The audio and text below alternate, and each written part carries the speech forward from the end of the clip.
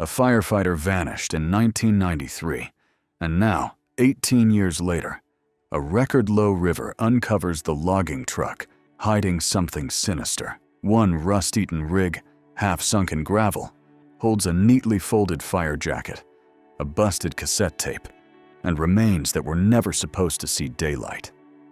Graywater, Washington, thought the past was buried. But the drought has ripped the lid off every secret deal that kept the town alive. As Deputy Erin Kwan pries open that cab door, she steps into a minefield of bribed officials, illegal clear-cuts, and a killer who still walks free.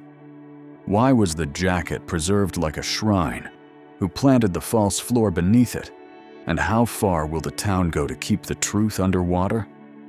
The microcassette labeled Timberline Meeting, 7/1293 inches, holds a Voices from the Grave, and this tells a story of betrayal that threatens to destroy everyone who kept silent. Before we jump back in, tell us where you're tuning in from, and if this story touches you, make sure you're subscribed, because tomorrow I've saved something extra special for you.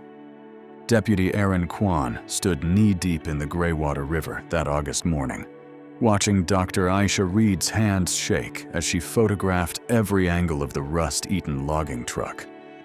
The drought had been merciless to their corner of Washington, dropping the river to levels not seen since 1901, but Erin never imagined it would deliver up the dead. "Deputy Kwan!" Aisha called, her voice tight with the kind of controlled excitement scientists get when they stumble onto something significant. "You need to see this before I disturb anything else." The truck sat tilted at an unnatural angle, its front end buried in decades of accumulated gravel and silt. What struck Erin first wasn't the vehicle itself, but how deliberately it had been positioned. This wasn't where a flash flood would deposit a truck. This was where someone had driven it, then walked away. Erin's boots found purchase on the rocky riverbed as she waded closer. The cab door hung open like a broken jaw, and through the shattered windshield, she could see the preserved interior. 18 years underwater should have rotted everything organic, but the cold mountain water and silt had created a kind of time capsule. "The jacket," Aisha whispered, pointing inside the cab. "Look how it's folded." Erin had been a deputy in Graywater for 6 years, since returning from Seattle to care for her widowed father, and she'd never seen anything like this.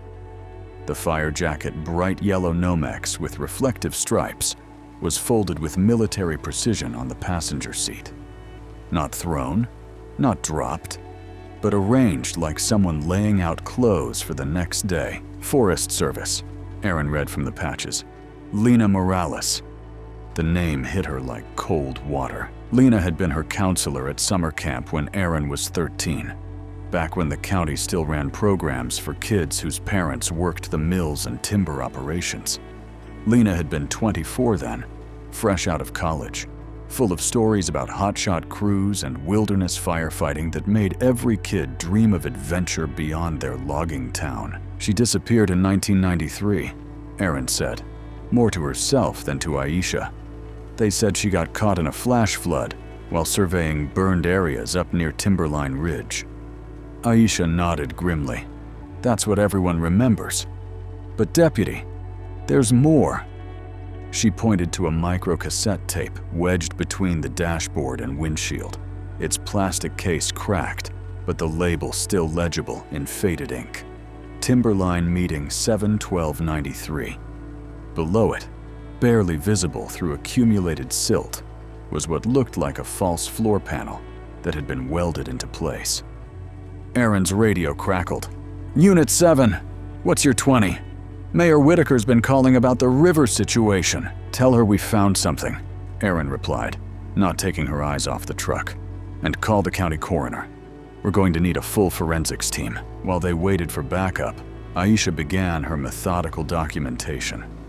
The hydrologist had stumbled onto the truck while conducting her monthly water quality surveys, part of the volunteer restoration work she'd taken on since leaving academia, under circumstances she rarely discussed. Her dry humor and skeptical approach to authority had made her an unlikely ally to Aaron's investigative instincts. "Water damage patterns don't lie," Aisha muttered, measuring the high water marks on the truck's exterior. This vehicle was submerged within hours of being placed here. But look at the sediment layers. The river carved around it over years, decades even. Someone knew exactly where to put it, so the spring floods would bury it deeper each year. The sound of approaching vehicles echoed across the water. Sheriff Morrison's cruiser pulled up first, followed by Mayor Ruth Whitaker's pristine Suburban. Aaron watched both officials wade into the river with expressions that spoke of complications rather than curiosity. Sheriff Morrison, a heavy-set man nearing retirement, surveyed the scene with the weariness of someone who'd hoped his final years would be quiet. "Jesus, Aaron. Couldn't this wait until after the salmon restoration meeting?" "The dead don't schedule appointments," Aaron replied, noting how the sheriff's eyes avoided the cab interior. Mayor Whitaker arrived with the measured steps of someone accustomed to managing crises. At 63, she carried herself with the authority of a woman who'd saved her town by courting Nash timber when other logging communities withered away. Her silver hair was pulled back, despite the early hour, and her expression remained carefully neutral as she processed the scene. "Lena Morales," Whitaker said after examining the jacket. "Poor girl. Her family never got closure." "They might now," Aaron said, "if we can figure out what really happened." The mayor's pause lasted just long enough to feel significant. What really happened was a tragedy. A young woman caught in a flash flood during storm season. The Forest Service investigated thoroughly. Then why is her jacket folded like someone's Sunday best in a logging truck that's been underwater for 18 years? Aisha asked, her scientific precision cutting through diplomatic language. Before Whitaker could respond, the county coroner's van arrived, followed by Tom T-Bone Barton's battered pickup. The retired trucker emerged slowly, his weathered face pale as he recognized the vehicle half buried in the riverbed. "Sweet Christ," Tom whispered, his hands shaking as he lit a cigarette despite the no smoking zone signs posted along the river. "That's my old rig." The admission hung in the morning air like smoke. Aaron studied Tom's face, noting the way his eyes darted between the truck and the assembled officials. At 60, he carried the weight of a man who'd lived hard and regretted harder. His decades of hauling timber for Nash and other operations had ended abruptly in 1993, though the official story involved equipment failures and contract disputes. "Your truck?" Sheriff Morrison's voice carried a warning. "Tom, maybe you should..." "Should what? Keep lying?" Tom's laugh was bitter. 18 years I've been waiting for this river to give up its secrets. Every spring flood, every drought, wondering if today was the day. Aaron stepped closer, recognizing the moment when truth balanced on a knife's edge. "What were you hauling that night, Mr. Barton?" Tom's eyes met hers, and she saw the exhaustion of carrying secrets too heavy for one person. Timber that wasn't supposed to exist. Cut from sections that were off limits. Processed through mills that kept no records. Sold to buyers who didn't ask questions. Mayor Whitaker's diplomatic mask slipped for just an instant. "Tom, you're in shock. Maybe we should discuss this later. With legal representation." "Legal representation?" Tom laughed again, flicking his cigarette into the water. "Lady, the only lawyer who knew about those contracts got transferred to Alaska 2 weeks after Lena disappeared. Funny how that worked out." The coroner's team had arrived and was setting up their equipment with the methodical efficiency of professionals accustomed to death in unexpected places. Dr. Patricia Vance, the county's chief medical examiner, waded into the river with waterproof gear and the no-nonsense attitude that had made her indispensable across 3 decades of rural crime scenes. "Aisha, I need you to document everything before we move the vehicle," Dr. Vance called. "Water flow patterns, sediment layers, anything that might tell us how long this has been here, and whether it was placed deliberately." As the investigation began in earnest, Aaron noticed how the assembled crowd had grown. Nash Timber employees arriving for their shifts had stopped to watch from the riverbank. Retired mill workers emerged from their morning coffee routines to witness history unearthed. Even some of the environmental activists who'd been protesting clear-cutting operations gathered at a respectful distance. Among the observers, Aaron spotted Ranger Sylvia Ortiz standing apart from the others. At 47, Ortiz commanded respect as the senior federal land manager for the district, but her usual confidence seemed strained as she studied the scene through binoculars. The ranger's presence wasn't unusual. Federal officials often monitored local investigations that might involve public lands, but something in her posture suggested personal rather than professional interest. "Ranger Ortiz," Aaron called, waving her over. "Did you know Lena Morales?" Ortiz waded into the river with reluctant steps. "She was assigned to my district that summer. Bright kid, very thorough in her reports. Maybe too thorough." The qualifier hung in the air like a confession. Aaron had learned to listen for the words people didn't say, and Ortiz's careful phrasing suggested complications beyond a simple drowning. Too thorough how? Lena was mapping illegal sites, Ortiz explained, her eyes fixed on the truck rather than Aaron's face. Areas where logging operations had exceeded their permits or cut in restricted zones. She was building a comprehensive database for potential enforcement actions. Enforcement against whom?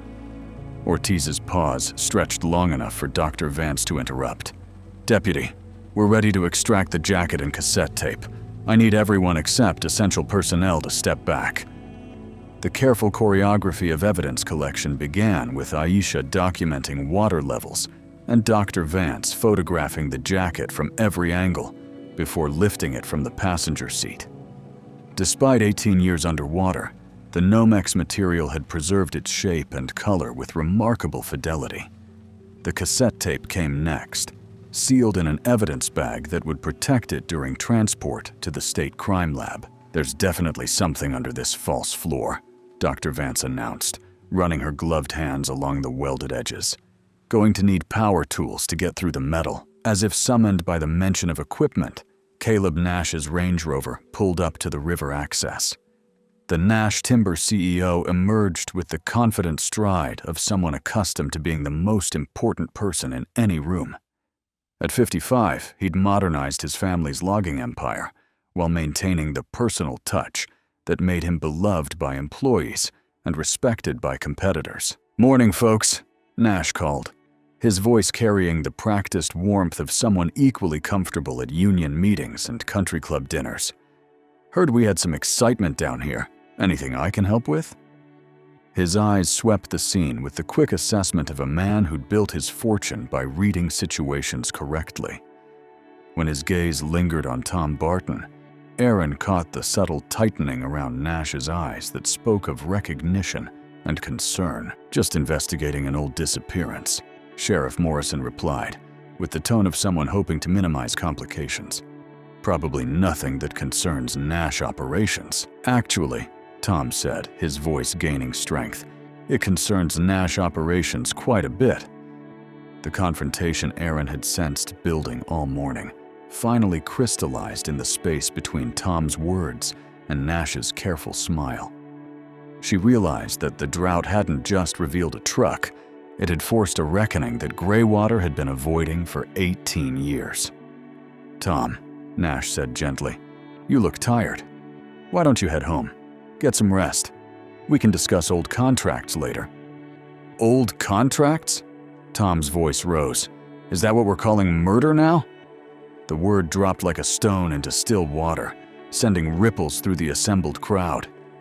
Aaron felt the case shift beneath her feet, transforming from a routine recovery into something that would test every relationship in their small community. Dr. Vance's power saw bit into the false floor with a screech that sent birds fleeing from the surrounding trees.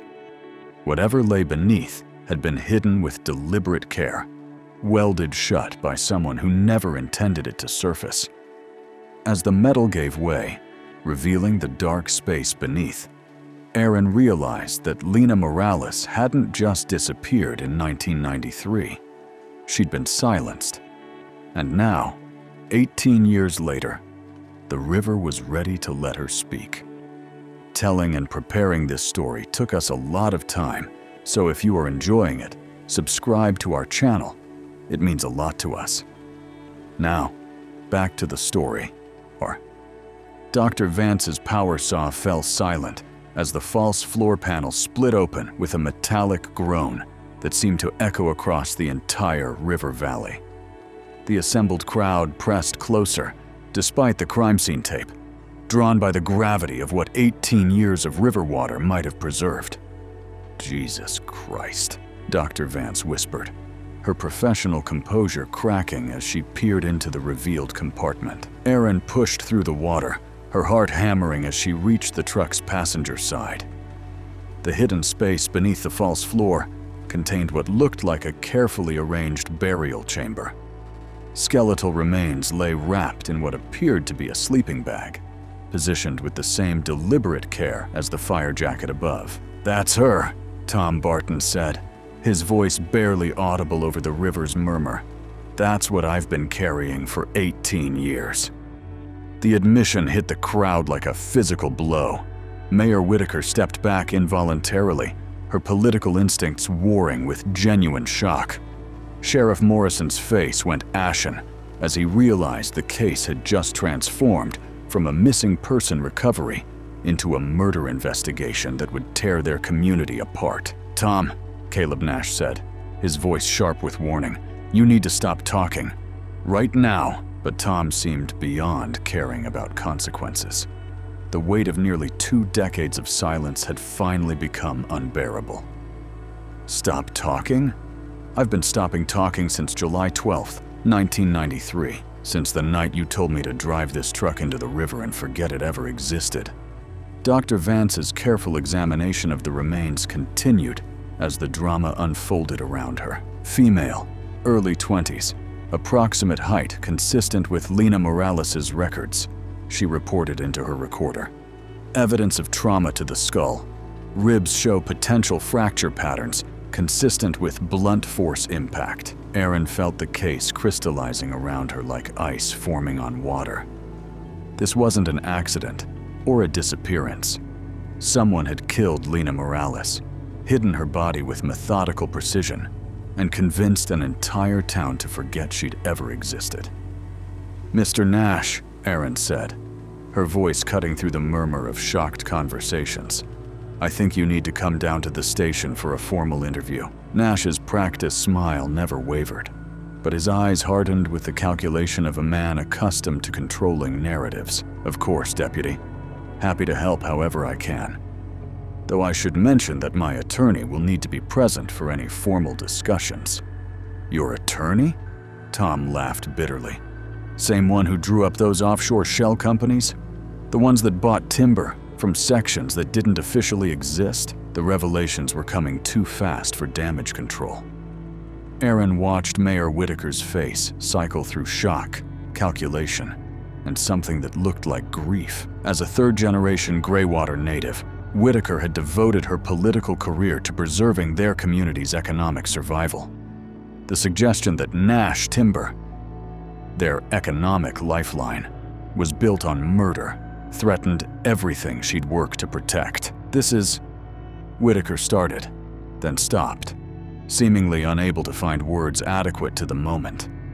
Ranger Sylvia Ortiz had been silent throughout the confrontation, but now she stepped forward with the careful movements of someone walking toward their own execution. "There's something else," she said, her voice barely above a whisper. "Something you need to know about that night." All eyes turned to the federal ranger. Ortiz's hands shook as she reached into her jacket pocket and withdrew a manila envelope, worn soft from years of handling. "Lena's patrol reports," she said, extending the envelope toward Aaron. "The real ones. Not the sanitized versions that went into the official file." Aaron accepted the envelope with growing dread. The weight of it felt significant beyond its physical mass. This was the documentation of a young woman's final investigation, preserved by someone who'd lived 18 years knowing they possessed evidence of murder. She was mapping more than illegal sites, Ortiz continued, her professional mask finally slipping to reveal the guilt beneath. Lena had discovered a systematic operation, cutting in protected watersheds, falsifying environmental impact assessments, bribing federal inspectors to look the other way. The crowd had grown silent, except for the sound of water flowing around the truck and Dr. Vance's quiet documentation of the remains. Even the birds seemed to have stopped singing, as if the forest itself was holding its breath. "She came to you," Aaron said, the pieces falling into place. "Lena brought you evidence of the illegal operations." Ortiz nodded miserably. July 11th. She had photographs, soil samples, coordinates of cuts that exceeded permit boundaries by hundreds of acres. She wanted to file a formal complaint with the Department of Justice. "And you told Nash," Tom added, his voice heavy with accusation. "I told him there was a problem," Ortiz admitted. I thought he could make it go away quietly, fix the violations, pay the fines. Everyone moves on. I never imagined." "You never imagined he'd kill her," Aaron finished. The word kill hung in the morning air like smoke from a funeral pyre. Dr. Vance looked up from her examination of the remains, her expression grim. "Preliminary examination suggests multiple traumatic injuries. This wasn't an accident or a crime of passion. Someone took considerable time and effort to ensure Lena Morales was dead." Nash's composure finally cracked, just slightly. "These are serious accusations based on speculation and the ravings of a man who's been drinking away his guilt for 2 decades. Drinking away my guilt." Tom's voice rose to a shout that echoed off the surrounding hills. "You think I've been drinking because I feel guilty? I've been drinking because I helped you murder a girl who was trying to save the forest her grandparents considered sacred ground." The detail about Lena's heritage hit Aaron like a physical blow. She remembered now Lena's stories about her grandparents, who'd spoken of the old-growth forests as sacred places where the spirits of their ancestors resided. The violation wasn't just environmental or legal. It was spiritual, cultural, personal. "Her family needs to know," Aaron said, more to herself than to the assembled crowd. "Lena's parents, her brothers. They've spent 18 years wondering if she suffered, if she was afraid, if she's still alive somewhere." Dr. Vance carefully lifted a section of the sleeping bag, revealing additional evidence that made her gasp. "There's more here. Documents, sealed in plastic bags. Looks like Lena was preparing for something." As the medical examiner extracted the waterproof containers, Aaron realized that Lena Morales hadn't just stumbled onto illegal logging operations. She'd been building a comprehensive case, documenting evidence with the methodical precision of someone who understood the stakes. The girl who'd inspired kids at summer camp with stories of fighting forest fires had died fighting a different kind of fire. The slow burn of corruption that consumed communities from within. "The meeting," Aaron said suddenly, remembering the cassette tape. "July 12th, 1993. Tom, you said Nash told you to dump the truck that night. Was there a meeting that day?" Tom nodded slowly. "Nash called an emergency session with his department heads, said they had to address some environmental compliance issues before the Forest Service could cause problems. And Lena was supposed to be there," Ortiz whispered. "She'd arranged to present her findings to Nash directly. Thought she could convince him to voluntarily correct the violations." The tragic naivety of it struck everyone simultaneously. A young woman, passionate about environmental protection, walking into a meeting with evidence that could destroy a man's empire, and believing that truth and righteousness would be enough to protect her. She recorded it, Aaron realized, looking at the cassette tape now sealed in Dr. Vance's evidence bag. Lena recorded the meeting where they killed her. The implications crashed over the assembled crowd like a wave. Somewhere in that damaged cassette tape were the voices of Lena's killers, preserved by river water and time. The dead woman's final act of defiance had been to document her own murder.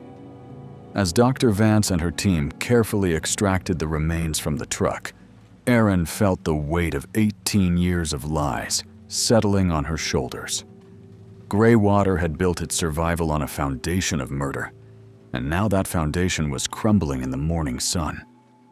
The girl who'd taught kids to love the forest had died trying to protect it, and the entire town had chosen to forget her rather than face the cost of justice.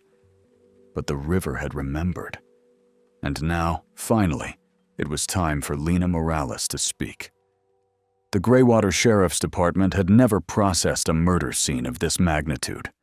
By noon, the small building buzzed with activity as state investigators, federal agents, and forensic specialists transformed the quiet rural office into a command center. Erin found herself at the eye of a storm that threatened to consume everything she'd known about her hometown. The research documents Dr. Vance had extracted from Lena's makeshift grave covered every available surface in the conference room. 18 years underwater had damaged some materials, but Lena's methodical use of waterproof containers had preserved the core evidence with stunning clarity. Photographs of clear-cut areas that supposedly didn't exist, soil samples labeled with GPS coordinates, and meticulously detailed notes written in Lena's precise handwriting. She was building a federal case, said Agent Patricia Sanchez from the FBI's Environmental Crime Unit, studying a map covered in Lena's annotations.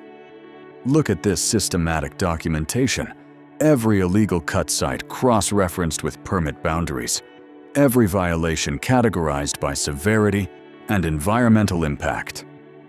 Erin traced her finger along Lena's hand-drawn boundaries on a topographical map. Red ink marked permitted logging areas, while black ink showed where Nash timber had actually cut. The discrepancies were staggering. In some areas, the company had exceeded permit boundaries by over 1,000 acres. The spotted owl habitat, Erin realized, recognizing landmarks from childhood hiking trips. She documented cutting in protected nesting areas during breeding season. Agent Sanchez nodded grimly. That alone would have triggered federal criminal charges. But look at this. She pointed to a photograph showing a massive old-growth cedar with survey ribbons tied around its base. This tree was supposed to be protected under the Heritage Grove designation. See the cut mark at the base? Someone was preparing to harvest trees that were legally untouchable. Sheriff Morrison stood in the doorway, looking like a man watching his retirement plans crumble. "How long have you known?" he asked Erin, his voice heavy with something between accusation and resignation. "Known what exactly?" "That our town was built on murder money." The question hung in the air like smoke from a wildfire. Erin studied her superior's face, noting the deep lines that seemed to have appeared overnight. Morrison had been sheriff for 15 years, deputy for 10 before that. If Nash Timber's illegal operations were as extensive as Lena's research suggested, it was impossible that law enforcement had remained completely ignorant. "What did you know, Sheriff?" Agent Sanchez asked, her attention shifting from the evidence to the local officials who might have been complicit. Morrison sank into a chair like a man carrying an impossible weight. "I knew Tom Barton's story about equipment failure was bullshit. You don't abandon a truck worth $60,000 because of mechanical problems. I knew Ranger Ortiz filed reports that contradicted what my officers observed in the field. And I knew that every time we got close to asking hard questions about Nash operations, the questions somehow got redirected. Redirected how? Phone calls from the county prosecutor. Budget meetings where our department's funding got tied to community cooperation. Gentle suggestions that environmental violations were federal jurisdiction, not local concerns. Erin felt a chill that had nothing to do with the river water still drying on her clothes.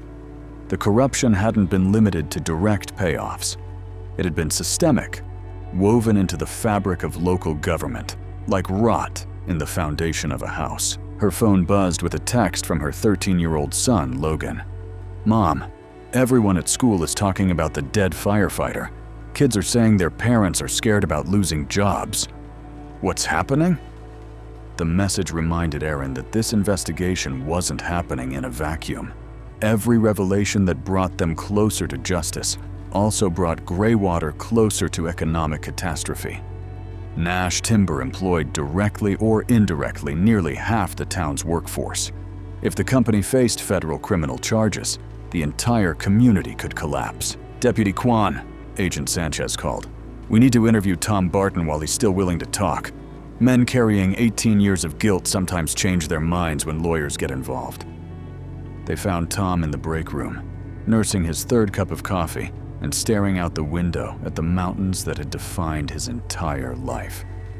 At 60, he looked older than his years, worn down by decades of physical labor and the psychological weight of complicity in murder. "Tom," Aaron began gently, "we need you to walk us through exactly what happened on July 12th, 1993. Tom's laugh was bitter.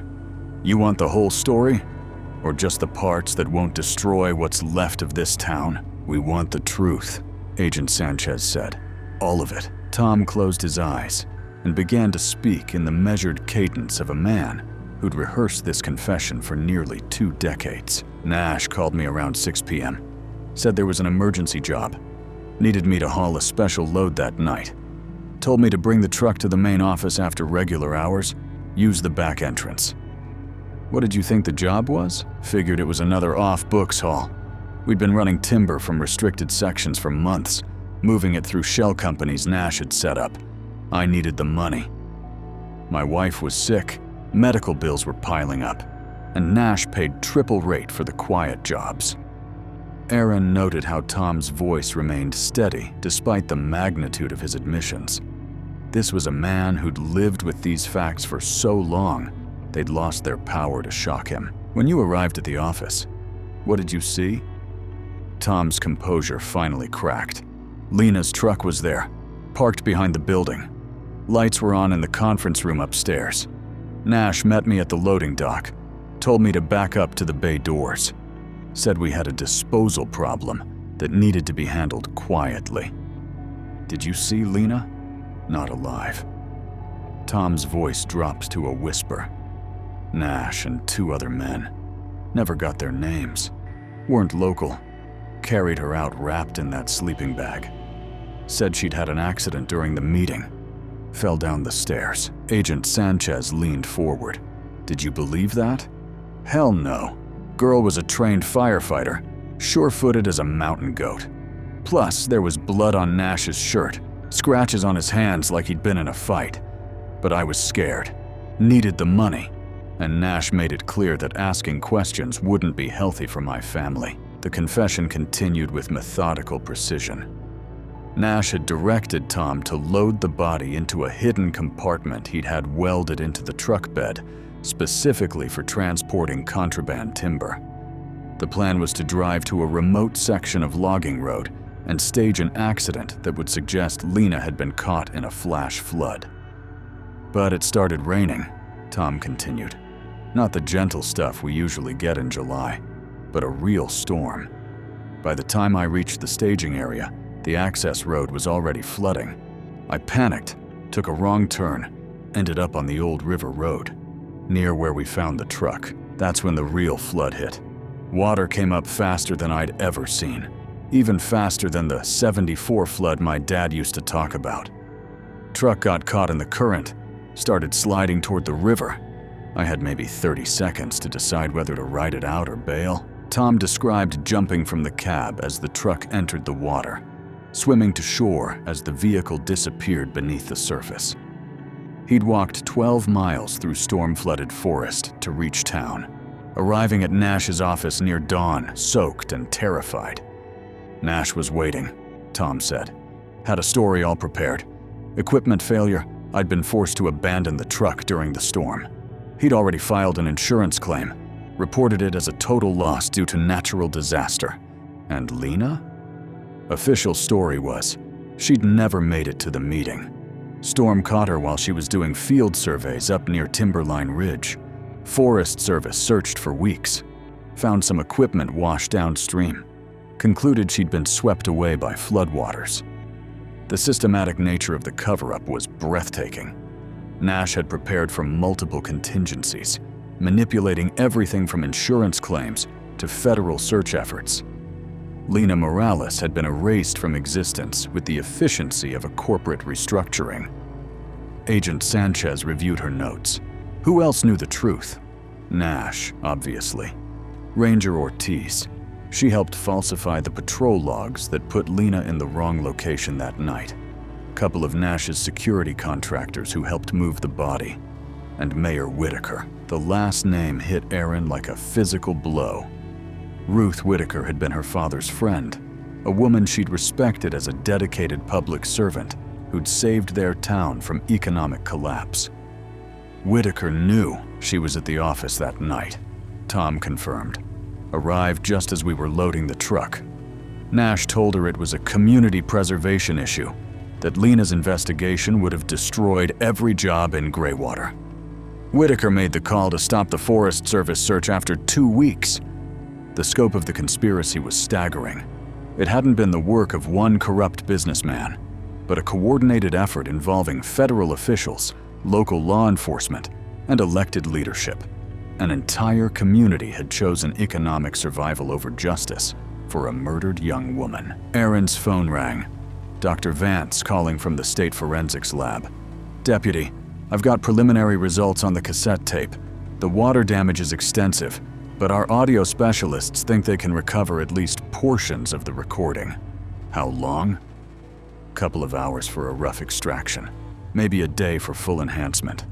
But Deputy, what we've already heard?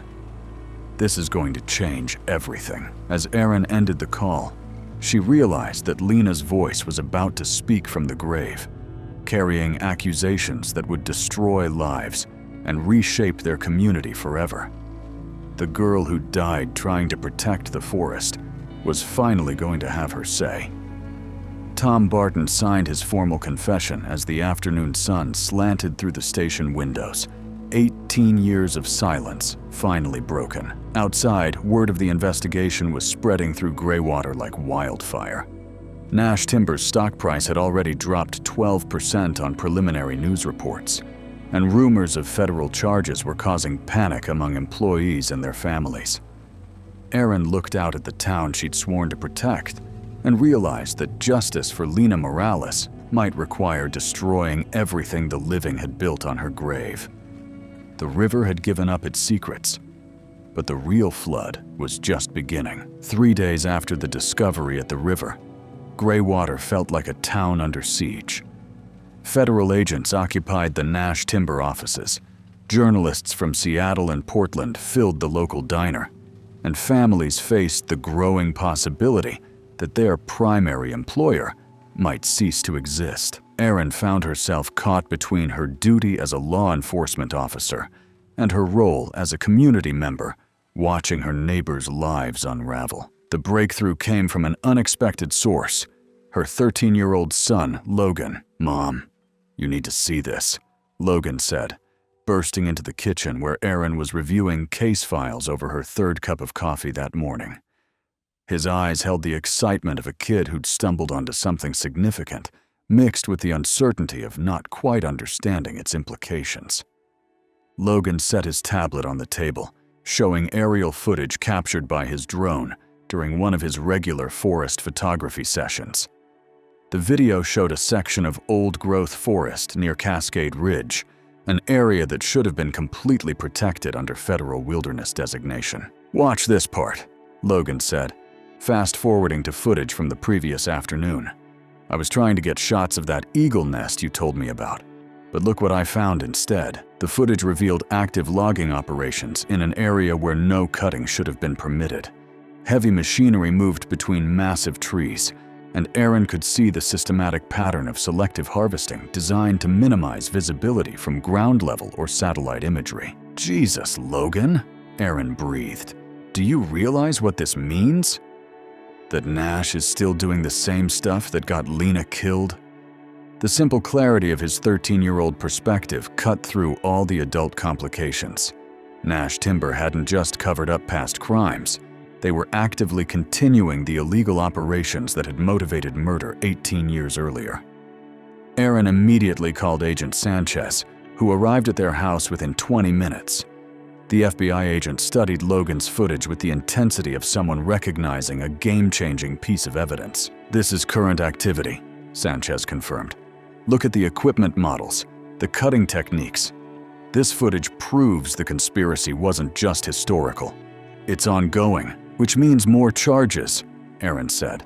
"Which means Nash has been continuing criminal operations for 18 years, generating millions in illegal profits, while a federal murder investigation was supposedly impossible due to lack of evidence." Logan's drone footage provided the real-time proof that Lena's 1993 research had only documented in historical terms. Nash Timber had refined their techniques, becoming more sophisticated in concealing illegal cuts from satellite surveillance and ground-based Forest Service patrols. But the fundamental violation remained the same. "We need more," Agent Sanchez said. "Logan, how often do you fly that drone in the forest areas?" "Couple times a week," Logan replied, his excitement building as he realized his hobby had become part of a federal investigation. "I've got footage going back almost 2 years." The review of Logan's accumulated footage revealed a pattern of systematic illegal harvesting that staggered even Agent Sanchez's experienced perspective. Nash Timber had been operating what amounted to a shadow logging operation, cutting protected old-growth trees and processing them through a network of shell companies that made the timber appear to originate from legitimate sources. "The environmental impact alone represents millions in federal penalties," Sanchez explained. "But combined with the murder charges and ongoing conspiracy, we're looking at potential life sentences for everyone involved." That afternoon brought another bombshell when Dr. Vance called with results from the enhanced audio recovery of Lena's cassette tape. The state lab had managed to extract nearly 12 minutes of clear conversation from the damaged recording, including voices that could be identified through comparison with known samples. "You need to hear this, Deputy," Dr. Vance said, arriving at the station with audio equipment and a transcript that would reshape everything they thought they knew about the conspiracy. The recording began with what sounded like a formal meeting, multiple voices discussing environmental compliance issues in the bureaucratic language of corporate damage control. But as the tape progressed, the conversation became increasingly heated as Lena presented her evidence of illegal operations. Nash's voice was clearly identifiable. "Miss Morales, you seem to be operating under some misunderstandings about the realities of forest management in economically distressed communities." Lena's response carried the passionate conviction of someone who believed truth and justice would prevail. "Mr. Nash, I'm operating under federal law, which makes clear that protected watershed areas cannot be logged regardless of economic considerations." The argument escalated as Lena presented photograph after photograph of violations, each one representing potential federal charges that would destroy Nash Timber's operations.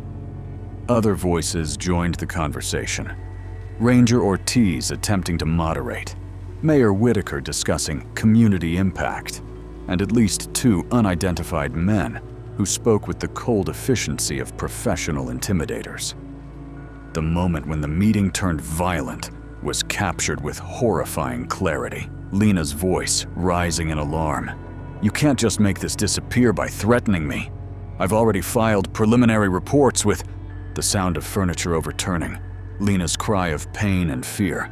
Then Nash's voice, cold and calculating. "Tom, bring your truck around back. We have a disposal problem." The tape continued for several more minutes, capturing the methodical planning of Lena's murder and the cover-up that would follow. Nash discussed falsifying environmental reports. Ranger Ortiz confirmed she would alter patrol logs, and Mayor Whitaker coordinated the official response that would misdirect the Forest Service search. She was recording her own murder, Aaron said, the weight of Lena's final moments settling heavily in the quiet station. She knew something was wrong and kept the tape running. Agent Sanchez reviewed the transcript with the focused intensity of someone building a federal case. This recording, combined with Logan's current footage and Tom Barton's confession, gives us everything we need for murder and conspiracy charges. But deputy, there's something else we need to consider. What? Nash Timber employs 847 people directly, with another 1,200 jobs in supporting industries. If we shut down operations immediately, this town essentially ceases to exist economically. The moral complexity of the situation was staggering. Justice for Lena Morales required destroying the economic foundation that sustained thousands of families who had nothing to do with her murder. Children would lose their homes, elderly residents would face poverty, and an entire community would pay the price for crimes committed by a small group of powerful individuals. That evening, Erin found herself walking through downtown Greywater, observing the mounting tension in familiar faces. The Miller family worried about losing their house if the mill closed. Mrs. Patterson counted pills at the pharmacy, calculating whether her customers could afford medications without steady employment. Even Father McKenna at St. Mary's looked haggard as he contemplated a congregation facing mass unemployment. At Rosie's diner, conversation stopped when Erin entered. The woman who'd been seen as a protector of community interests was now viewed with suspicion and fear. Some residents blamed her for pushing an investigation that threatened their survival, while others whispered that she must have known about the corruption all along. "Erin!" called out Janet Foster, whose husband supervised a crew at the Nash mill. "People are saying the FBI might shut down the whole operation. That true?" The question carried the weight of 847 families' futures. Erin understood that her answer would be repeated throughout the community within hours, potentially triggering panic that could destroy lives before any official charges were filed. "The investigation is ongoing," Erin replied carefully. "Our goal is justice for Lena Morales while protecting innocent community members as much as possible. Justice for a girl who's been dead 18 years, muttered Bill Hendricks from his corner booth. "What about justice for families who will be homeless next month?" The comment sparked heated discussion throughout the diner. Longtime residents who remembered Lena defended her memory and the importance of solving her murder.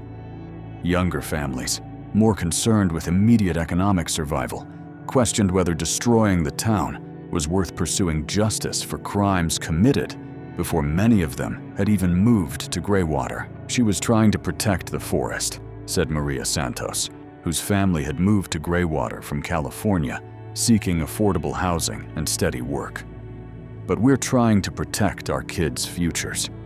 Why should they suffer for something that happened before they were born?" Erin found herself without good answers. The law was clear about murder and conspiracy, but it offered no guidance for balancing justice against community survival. Lena Morales deserved justice, but so did the families who would lose everything when that justice was served. Her phone buzzed with a text from Logan. "Mom, drone picked up something weird at the Nash office. Looks like they're moving a lot of equipment after hours. Should I keep recording?" The message reminded Erin that the investigation was far from over. Nash and his co-conspirators had spent 18 years perfecting their illegal operations and covering their tracks.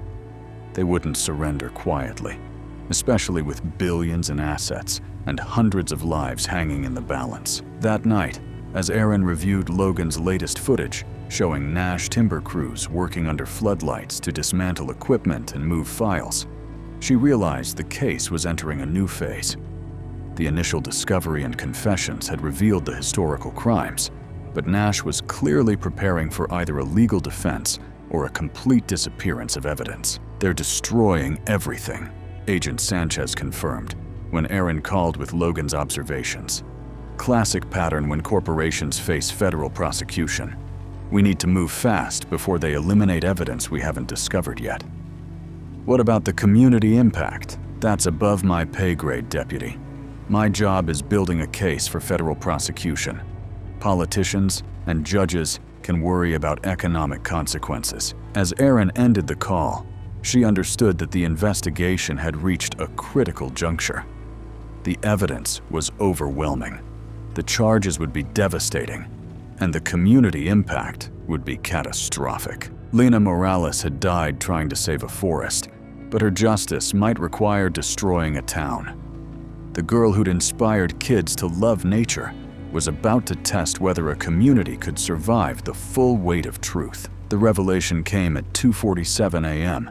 when Dr. Vance called Aaron with news that would rewrite everything they thought they knew about Lena Morales and her death.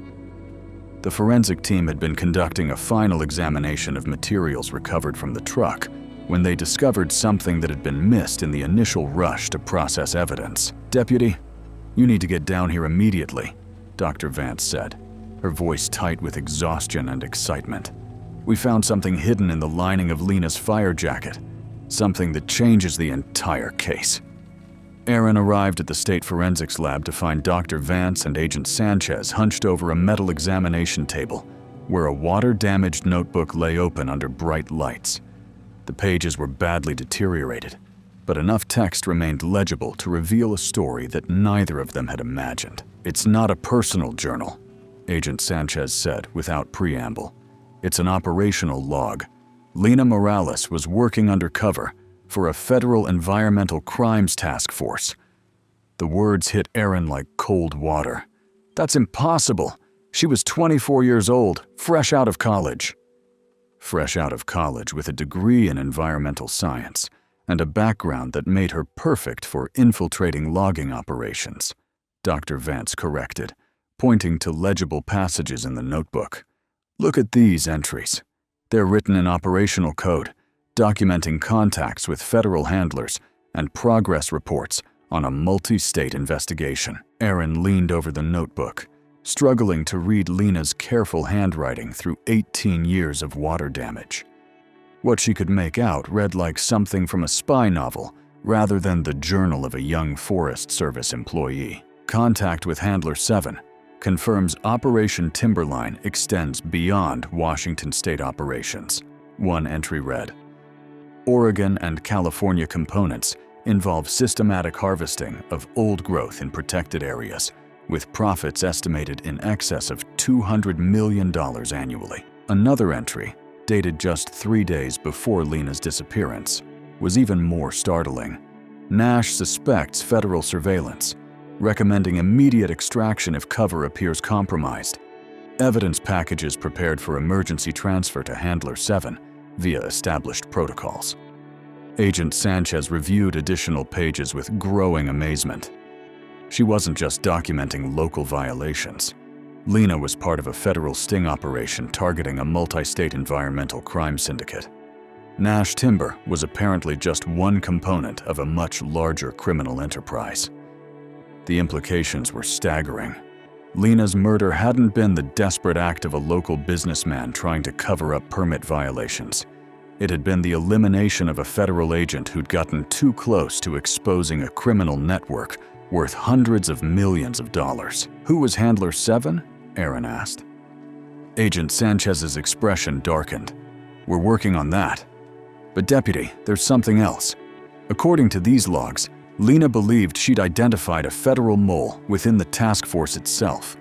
Someone was feeding information to the targets. The notebook revealed that Lena's final weeks had been consumed with growing paranoia as she realized that details of the federal investigation were somehow reaching Nash and his associates. Her entries documented missed meetings with her handler, communications protocols that had been compromised, and her growing fear that the operation had been infiltrated. That's why she arranged the meeting with Nash, Aaron realized. She wasn't trying to convince him to voluntarily correct violations.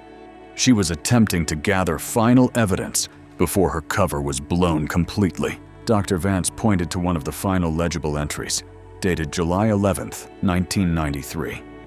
Handler 7 missed scheduled contact. Alternative protocols compromised. Proceeding with direct confrontation tomorrow. If extraction impossible, evidence packages hidden according to Emergency Protocol Delta. Emergency Protocol Delta, Agent Sanchez muttered. That explains the methodical way evidence was preserved in the truck. Lena knew she was walking into a trap, so she prepared her evidence to survive, even if she didn't. The discovery transformed their understanding of everything that had happened 18 years earlier. Lena hadn't been a naive young woman stumbling onto local corruption. She'd been a trained federal operative, conducting a sophisticated investigation into organized environmental crime. Her death represented not just murder, but the assassination of a federal agent. This explains the level of coordination in the cover-up, Aaron said. Nash didn't just kill someone who discovered his illegal logging. He eliminated a federal agent who could have exposed an entire criminal network. Agent Sanchez was already making phone calls to Washington, requesting access to classified files from the 1993 Environmental Crimes Task Force. The revelation that Lena had been working undercover would trigger a federal investigation with resources and authority far beyond anything their local case had generated. But the discovery also raised disturbing questions about how Nash had learned of Lena's true identity. Someone with access to classified federal operations had betrayed her, leading directly to her murder. The mole that Lena had suspected was real and potentially still active within federal law enforcement. "We need to be careful who we trust from this point forward," Agent Sanchez warned. "If there's still a federal mole protecting this criminal network, our investigation could be compromised at any level." The irony wasn't lost on Aaron. Just as they'd discovered evidence that would bring overwhelming federal resources to bear on Nash and his co-conspirators, they'd also learned that those same federal resources might include the very people who'd facilitated Lena's murder. As dawn broke over Greywater, Aaron found herself grappling with a case that had expanded far beyond anything she'd imagined when Dr. Aisha Reed first discovered that rust-eaten truck in the riverbed. What had begun as a local missing person investigation had become a federal conspiracy involving organized crime, murdered federal agents, and ongoing threats to national forest resources worth hundreds of millions of dollars. The notebook also revealed that Lena's investigation had identified illegal operations in Oregon and California, suggesting that Nash Timber's violations were part of a coordinated effort spanning multiple states and involving numerous companies, federal officials, and organized crime elements. The environmental damage documented in her research represented just a fraction of the systematic destruction being conducted across the Pacific Northwest. "How many other agents were part of this task force?" Aaron asked, as Agent Sanchez continued reviewing classified files that had been declassified in response to the discovery. "At least 12 federal operatives working undercover in logging operations, Forest Service positions, and environmental consulting firms across Washington, Oregon, and California," Sanchez replied. "But here's the really disturbing part. According to these files, Lena wasn't the only agent who disappeared during the operation." The revelation sent chills through the forensics lab. Lena Morales hadn't been an isolated victim, but one casualty in what appeared to be a systematic elimination of federal agents who'd gotten too close to exposing the criminal network. How many others? 3 agents went missing between 1992 and 1994. All were declared killed in accidents, flash floods, equipment failures, vehicle crashes in remote areas. All were investigating illegal logging operations connected to the same criminal syndicate. The scope of the conspiracy was breathtaking. Nash and his associates hadn't just murdered one federal agent to protect their local operations. They'd been part of a coordinated effort to eliminate an entire federal task force investigation, killing multiple agents and covering up their deaths with staged accidents across 3 states. As Aaron processed the implications, she realized that solving Lena's murder would require confronting a criminal enterprise that had successfully operated for over 2 decades, generating hundreds of millions in illegal profits while systematically eliminating anyone who threatened their operations. The girl who'd inspired kids at summer camp had died as a federal agent trying to save forests across the entire Pacific Northwest. Her murder wasn't just a local tragedy, but an act of domestic terrorism that had protected ongoing environmental destruction worth more money than most people could imagine. The river had given up more than just one woman's body. It had revealed evidence of crimes that stretched across state lines and reached into the highest levels of federal law enforcement, environmental protection, and organized crime. Lina Morales was about to speak from the grave with the full authority of the federal government behind her voice. The federal response to Lina's true identity came with the overwhelming force of 18 years of delayed justice. Within 48 hours of discovering her operational log, Greywater found itself occupied by a joint task force representing the FBI, DEA, Environmental Protection Agency, and U.S. Forest Service Criminal Investigation Division. The small town that had tried to forget one murdered girl now faced the full weight of federal law enforcement seeking justice for multiple assassinated agents. Agent Sanchez had been joined by Assistant Director Robert Hayes, a veteran investigator who'd spent his career pursuing organized environmental crime. Hayes brought resources that dwarfed anything Aaron had imagined possible. Surveillance teams, forensic specialists, financial investigators, and enough federal prosecutors to handle what was clearly going to be the largest environmental crime prosecution in Pacific Northwest history. Deputy Kwan, Hayes said during their first briefing in the converted conference room that now served as Federal Command Center, your investigation has uncovered evidence of the most successful domestic terrorism operation in modern environmental crime history. 4 federal agents murdered, over $400 million in illegal timber harvested, and a criminal network that's been operating with impunity for 2 decades. The declassified files spread across multiple tables painted a picture that staggered even Aaron's growing understanding of the conspiracy's scope.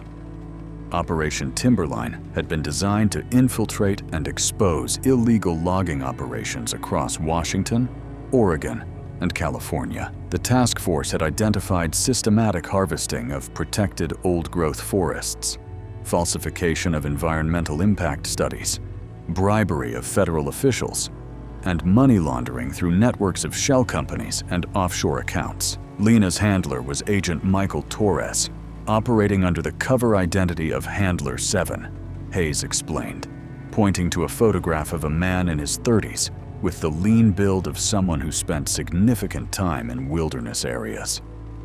Agent Torres disappeared 3 weeks after Lina's murder, supposedly killed in a climbing accident in Olympic National Forest. Supposedly? We found his body yesterday, Hayes said grimly. Buried in a clear-cut area that Nash Timber harvested illegally in 1994. Forensic analysis suggests he was tortured before being killed, probably to extract information about other federal operatives. The systematic nature of the assassinations was becoming clear. Nash and his associates hadn't just eliminated agents who threatened their immediate operations. They'd systematically hunted down the entire federal task force, using torture and murder to identify and eliminate every threat to their criminal enterprise. How many agents total?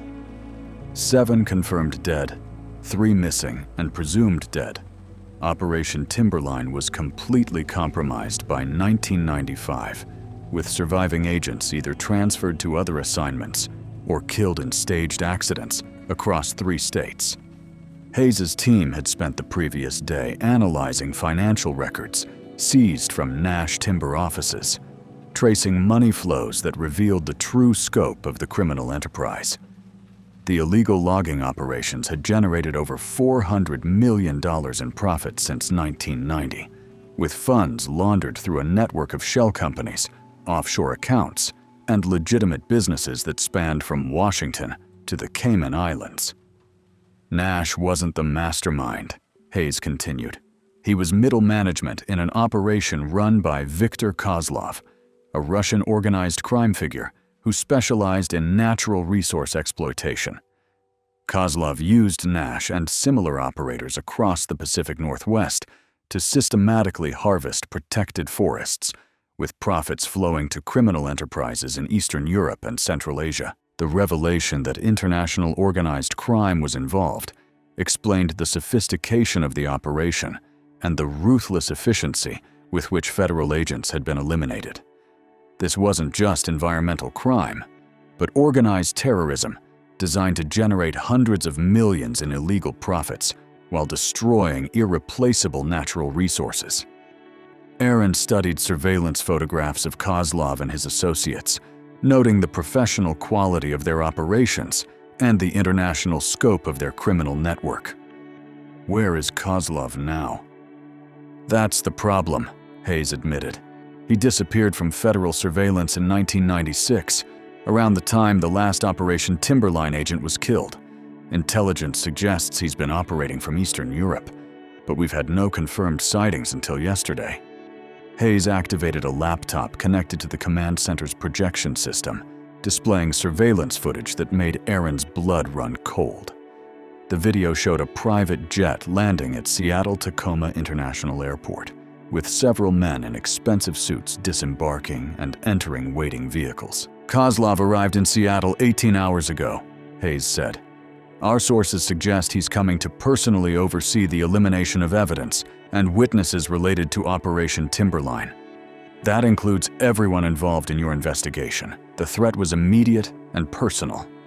Aaron realized that her pursuit of justice for Lina Morales had attracted the attention of international criminals with a demonstrated willingness to murder federal agents and anyone else who threatened their operations. We need to move fast, Hayes continued. Kozlov's presence suggests they're planning something significant, either the complete destruction of remaining evidence or the elimination of everyone who could testify about their operations. The federal team had already placed Tom Barton and Ranger Ortiz in protective custody, recognizing that their confessions made them prime targets for elimination. Mayor Whitaker had been arrested on federal conspiracy charges, though her cooperation in exchange for reduced sentencing had provided valuable intelligence about the criminal network's local operations. But Aaron remained exposed, along with her son Logan, whose drone footage had provided crucial evidence of ongoing illegal operations. Agent Sanchez had recommended immediate relocation to federal protection, but Aaron was reluctant to abandon her community at the moment when justice for Lina finally seemed possible. What about Nash? Aaron asked. Caleb Nash hasn't been seen since yesterday morning, Hayes replied. His Range Rover was found abandoned at Cascade Ridge, near one of the illegal cutting sites your son documented. We believe he's either fled or been eliminated by Kozlov's people to prevent cooperation with federal authorities. The possibility that Nash had been murdered by his own criminal associates added another layer of urgency to the investigation. If Kozlov was eliminating local conspirators to destroy evidence, the window for gathering additional testimony was closing rapidly. Hayes' phone buzzed with an encrypted message that made his expression darken further. Deputy, I need you to make a decision immediately. Intelligence suggests Kozlov's people have identified your home address and your son's school. We have protective teams standing by, but we need to move within the next hour. The moment Aaron had been dreading had arrived. Pursuing justice for Lina Morales now required abandoning the community she'd sworn to protect, taking her son into federal protection while international criminals potentially destroyed evidence and eliminated witnesses. What happens to Greywater? She asked. The town survives or it doesn't, Hayes said bluntly. But deputy, if Kozlov eliminates the key witnesses in this case, Lina Morales and the other murdered agents never get justice. The criminal network continues operating, and hundreds of millions in illegal profits keep flowing to organized crime. As if summoned by their conversation, Logan appeared in the command center doorway with his tablet and an expression that mixed excitement with growing fear. Mom, the drone picked up something really bad. There are men with guns surrounding Nash's office, and they're not local police. Hayes immediately activated communication with federal surveillance teams positioned around Greywater. The reports confirmed Logan's observation unidentified armed men had taken positions around key locations throughout the town, suggesting that Kozlov's elimination operation was already underway. That's it, Hayes said, making the decision for her. Deputy, you and your son are going into federal protection immediately. We'll extract you to a secure location while our tactical teams deal with the immediate threat. Aaron looked around the command center that had consumed her life for the past week, realizing that her investigation had grown far beyond anything one small-town deputy could handle. Lina Morales had died as a federal agent fighting international organized crime, and her justice would require resources and authority that only the federal government could provide. But as federal agents prepared to evacuate her and Logan to safety, Erin also realized that running away meant abandoning the community that had raised her, the people who depended on her protection, and the town that would bear the consequences of whatever violence was about to unfold. The girl who'd inspired kids to love the forest was about to test whether one deputy sheriff had the courage to stay and fight for justice, even when that fight might cost everything she'd ever cared about. Outside, the sound of helicopters approaching suggested that the final confrontation was beginning, and Greywater was about to discover the true cost of harboring murderers for 18 years. The confrontation that had been building for 18 years finally erupted at 3:17 p.m. when Victor Kozlov's men attempted to simultaneously eliminate every witness to the Operation Timberline murders. Federal surveillance teams intercepted communications, revealing a coordinated assault designed to kill Tom Barton, Ranger Ortiz, Dr. Aisha Reed, and Erin herself, while destroying all physical evidence of the criminal conspiracy. Erin made the decision that would define the rest of her life as the first reports of gunfire came over the radio. Instead of evacuating to federal protection, she chose to remain in Greywater and coordinate the defense of her community against international criminals who had already murdered 4 federal agents. "Deputy, you need to get out now," Agent Sanchez urged as they monitored communications from Kozlov's assault teams. "These aren't local criminals. They're professional killers with military-grade equipment." "This is my town," Erin replied, checking her sidearm and grabbing additional ammunition from the station armory. "Lena died because everyone who should have protected her chose to look the other way. I'm not making that mistake." The Federal Command Center erupted in controlled chaos as Hayes coordinated defensive positions throughout Greywater. FBI tactical teams had been positioned around key locations, but Kozlov's forces had arrived with overwhelming firepower and the element of surprise. The small mountain town had become a battlefield between federal law enforcement and organized crime. Logan's drone footage provided real-time intelligence as the assault unfolded. His aerial surveillance revealed that Kozlov's men had divided into 3 teams.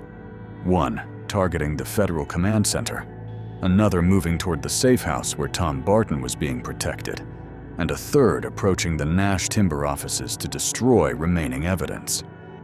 "Mom, they've got rocket launchers," Logan reported, his 13-year-old voice steady despite the magnitude of what he was observing. "The team heading for the mill has serious military hardware." The first explosion shook the sheriff's station as Kozlov's assault team breached the building's perimeter. Federal agents returned fire with disciplined precision, but the attackers had come prepared for a war rather than a law enforcement operation. The sound of automatic weapons echoed across Greywater's peaceful streets, sending residents diving for cover as their quiet community transformed into an urban battlefield. Erin coordinated with Hayes to establish defensive positions that would protect both federal personnel and local civilians. The irony wasn't lost on her that she was now working to defend the same community that had harbored Lena's murderers for 18 years. But innocent families didn't deserve to pay the price for crimes committed by a small group of powerful men. "Team 2 is moving on the Barton safe house," Agent Sanchez reported over tactical communications. "They've got the building surrounded." Tom Barton's federal protection detail found themselves outgunned and outnumbered as professional killers moved to eliminate the man whose confession had triggered the entire investigation. The retired trucker who'd carried 18 years of guilt was now the primary target of international criminals determined to silence him permanently. But Tom surprised everyone, including himself, by refusing to remain passive while others died protecting him. Despite his 60 years and decades of alcohol abuse, he retained the skills of a man who'd spent his life operating heavy machinery in dangerous conditions. When Kozlov's men breached the safe house, Tom was waiting with a hunting rifle and the desperate courage of someone who'd finally found something worth dying for. "Federal agents, "Tom's holding his own," came the report over radio. "But they're taking heavy fire. We need backup immediately." Erin made a decision that violated every protocol for civilian law enforcement. Grabbing the keys to the department's armored vehicle, she drove directly into the firefight surrounding Tom's safe house, using the vehicle's reinforced construction to provide mobile cover for federal agents attempting to reach the besieged building. The combat was unlike anything she'd experienced during her police training. These weren't domestic criminals or even typical organized crime figures. Kozlov's men moved with military precision, using coordinated tactics and professional equipment that suggested special forces background. They'd come to Greywater prepared to eliminate an entire federal investigation through overwhelming violence. Dr. Aisha Reed emerged as an unexpected hero when Kozlov's third team attempted to destroy evidence at the Nash timber offices. The hydrologist who discovered Lena's truck had spent the morning copying critical financial records to multiple secure servers, ensuring that even if the physical evidence was destroyed, the digital trail of the criminal conspiracy would survive. "They're trying to burn the building," Aisha reported over emergency communications. "But I've got everything uploaded to federal servers. The financial evidence is secure." Her scientific precision proved invaluable as she documented every aspect of the assault, creating a real-time record of Kozlov's elimination attempt that would serve as evidence in future prosecutions. The woman who'd spent her career analyzing water flow patterns now found herself documenting the flow of international criminal operations with the same methodical accuracy. The turning point came when Logan's drone surveillance revealed something that changed the entire tactical situation. Kozlov himself was present in Greywater, directing operations from a command vehicle positioned near the town's main intersection. The Russian organized crime figure who'd ordered the murders of multiple federal agents was finally within reach of American justice. "Target of opportunity," Hayes announced over tactical communications.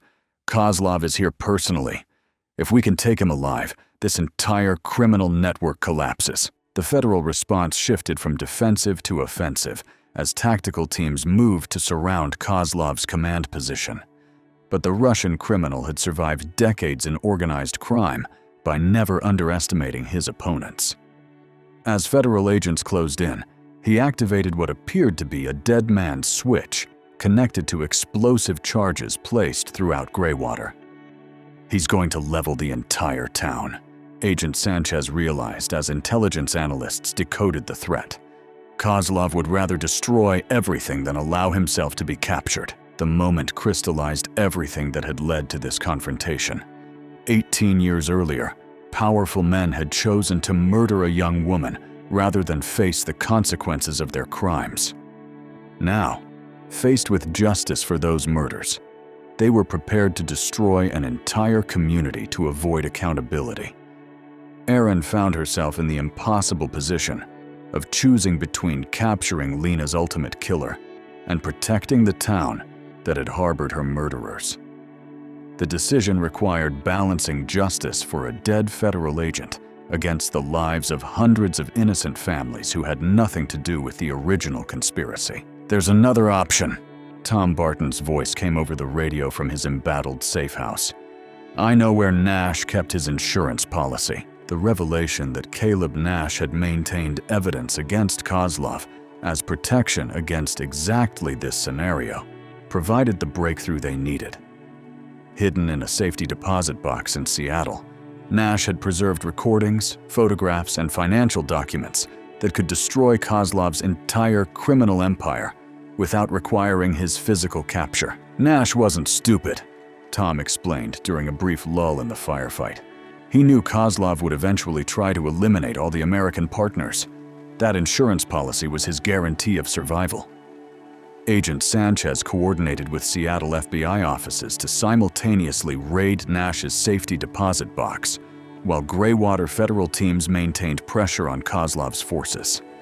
The dual operation would either provide enough evidence to prosecute the entire criminal network or trigger the destruction of the town and everyone in it. As federal agents moved to execute the coordinated assault, Erin realized that Lena Morales was finally getting her justice.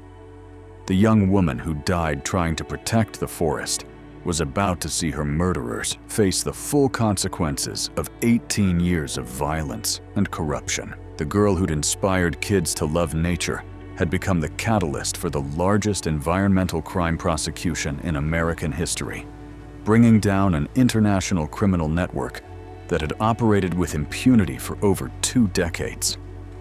The sound of helicopters approaching marked the arrival of federal reinforcements, but also the moment when Viktor Kozlov would discover whether his threats to destroy Greywater were genuine or merely the desperate bluff of a cornered criminal. In the town that had tried to forget one murdered girl, the dead were finally ready to speak with the full authority of American justice behind their voices. 6 months after the shootout that brought Viktor Kozlov's criminal empire crashing down, Greywater had found an unexpected path to survival. The town that had built its economy on murder money was slowly rebuilding itself on the foundation of environmental restoration and the federal resources that came with being home to the largest successful environmental crime prosecution in American history. Erin stood beside the granite memorial stone that marked the spot where Dr. Aisha Reed had first discovered the rusted logging truck. The inscription read simply, "Lena Morales, 1969 to 1993, Federal Agent Forest Guardian, Justice Served." Below her name, a smaller inscription honored the other Operation Timberline agents who had died protecting America's natural resources. The river flowed clear and strong around the memorial, its water levels restored by the elimination of illegal diversions that Nash Timber had used to conceal their operations. Salmon had returned to spawn in numbers not seen since the 1970s, and the Forest Service had designated the area as a protected research station studying ecosystem recovery. She would have loved this, Tom Barton said, joining Erin at the Riverside Memorial. At 61, he looked healthier than he had in decades. The weight of 18 years of guilt finally lifted from his shoulders. His testimony had been crucial in securing federal convictions for the entire criminal conspiracy, earning him immunity in exchange for cooperation that had saved countless other forests from destruction. Viktor Kozlov's capture had been almost anticlimactic after the dramatic confrontation in Greywater. Nash's insurance policy had contained enough evidence to dismantle the entire international criminal network, leading to arrests across 3 countries and the recovery of over $400 million in illegal profits. Kozlov himself faced multiple life sentences for the murders of federal agents, environmental terrorism, and organized crime violations that spanned 2 decades. Mayor Ruth Whitaker's cooperation with federal authorities had earned her a reduced sentence. Though her political career was permanently over, she now worked as a volunteer coordinator for the environmental restoration projects that had become Greywater's new economic foundation, a form of community service that seemed fitting for someone who'd spent decades balancing survival against justice. Ranger Sylvia Ortiz had been transferred to a desk position pending her own federal sentencing, but her cooperation had helped identify and prosecute corrupt officials across multiple agencies. The systematic reform of federal environmental enforcement, triggered by the Operation Timberline revelations, had already prevented similar conspiracies in Oregon and California. Logan, now 14, had become something of a celebrity in environmental circles for his drone footage that helped secure the final prosecutions. He'd been invited to speak at conferences about citizen science and environmental monitoring, though he remained more interested in simply flying his drone over the restored forests and documenting their recovery. "Mom, check this out," Logan called, reviewing his latest footage on the tablet. "The eagles are nesting in the areas where they used to cut illegally. It's like the forest is healing itself." Dr. Aisha Reed had accepted a permanent position as the research director for the new Lena Morales Environmental Crime Prevention Center, using her scientific expertise to develop early warning systems for illegal logging operations. Her water analysis techniques had been adopted by federal agencies nationwide, creating a lasting legacy from the investigation that had started with one woman's curiosity about unusual water flow patterns. The girl who died trying to save the forest had finally succeeded.